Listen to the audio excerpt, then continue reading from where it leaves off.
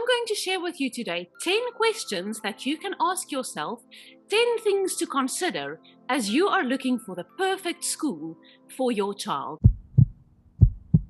Thank you for joining. My name is Nanette. I studied to be a teacher years ago. I've been in the field of special needs and particularly autism for the past 15 years. And I'm also a mother to 3 young children myself. So this thing of looking for the perfect school for your child is a question that we often get from parents. And it is a really big thing, and it can be quite daunting. If you're going out visiting different schools and trying to determine which school is going to be perfect for your child.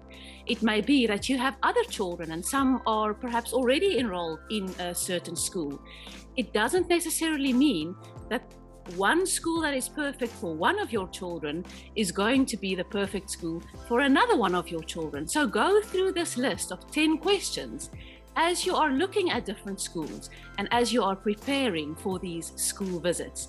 Make sure that you subscribe to our YouTube channel. We share weekly videos with you. It's all free, and we are all about sharing practical, easy to do strategies that you can implement at home. And it's really easy and it's quick, and we want it to work for you and your family. So we're all about being practical. The 10 questions that you are going to ask yourself as you're visiting schools. Number 1, the teacher's attitude. So we say we're looking for the perfect school for our child, but the teacher's attitude plays a really, really significant role in your decision of whether you want to place your child in that school, in that classroom, or not. It may be that if you're visiting a school, you may have a meeting with a principal, the headmaster of the school, or a senior staff member, but try, as you walk around the school, as you do a little tour, try and meet the teacher. Ask the person doing the tour with you if you can meet the teacher who would be your child's teacher if you enroll your child in that school. And then you look at this teacher's attitude. Does the teacher seem willing to make some accommodations here and there where it's necessary for your child? Do you like the teacher's attitude? The second one, look at the classroom size. Now, ideally, the smaller the child-to-teacher ratio, the better, but we usually look for no more than 8 learners or students per teacher or teacher's assistant. Then number 3, frequent breaks.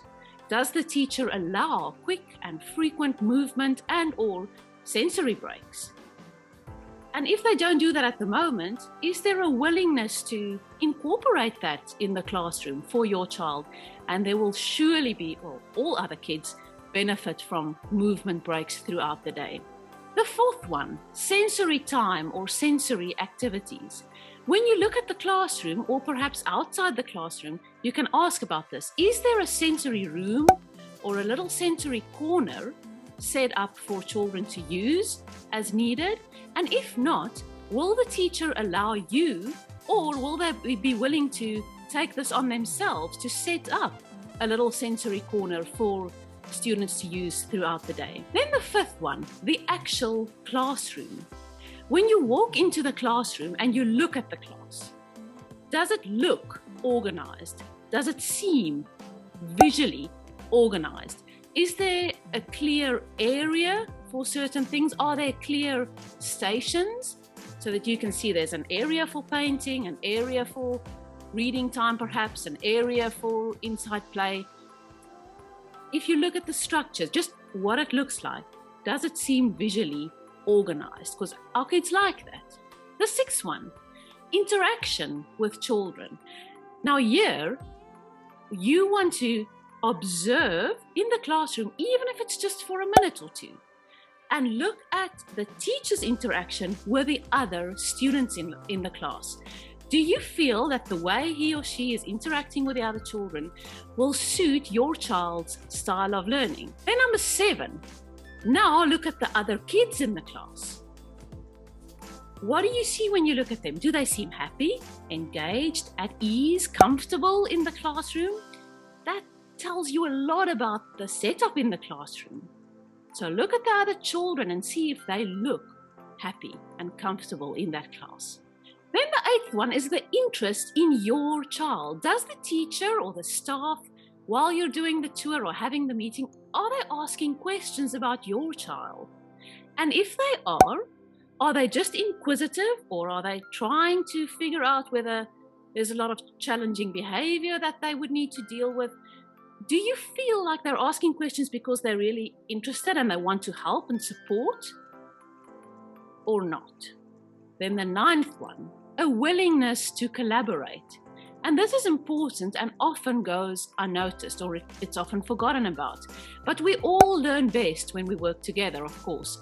Is the teacher or the school staff willing to work with other professionals, perhaps an OT, your child's speech therapist, perhaps even a pediatrician? Are they willing to work with these other professionals to have the best for your child? And then the last one, and most importantly, what does your gut say? After your meeting, during your meeting, as you're chatting to the teacher or the staff, what does your gut say? What do you feel about the school? You are the true expert of your child, and you will have a strong sense if this teacher or the classroom or the school, if this is the right one for your child. Trust your instincts. Don't be afraid to do visits to different schools, many different schools if it's necessary, until you find that one that you feel is perfect for your child. We would love to hear from you. Is there anything else that you would add to this list, or anything else that you came across while doing the school visit? Let us know in the comment section below.